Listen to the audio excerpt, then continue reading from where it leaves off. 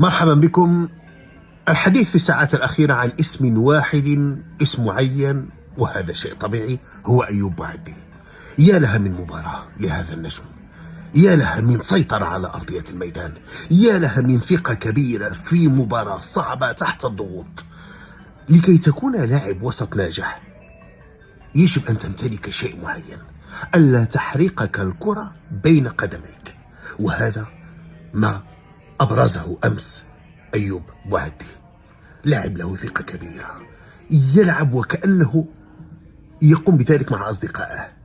ثقة كبيرة، عندما تكون عليه الضغوط يعرف كيف يتخذ القرار الصحيح، وقد تكون مجازفة بالنسبة للبعض ما يفعل على مستوى الدفاع، لكن تلك الثقة، تلك الطريقة للتحكم في الكرة تجعلنا نكون سعداء بنجم كبير سيمثل حاضرا ومستقبلا مشرقا بإذن الله للمنتخب المغربي.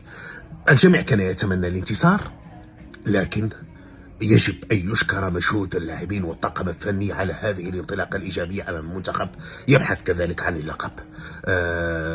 لكن في هذا الفيديو أريد الوقوف عند كل اللاعبين ومجهودهم، لكن عند لاعب يستحق كل هذه الإشادات هو أيوب بوعدي، الذي أتمنى له مسيرة كبيرة مع أفضل الأندية ومسيرة مليئة بالألقاب والنجاحات مع المنتخب المغربي.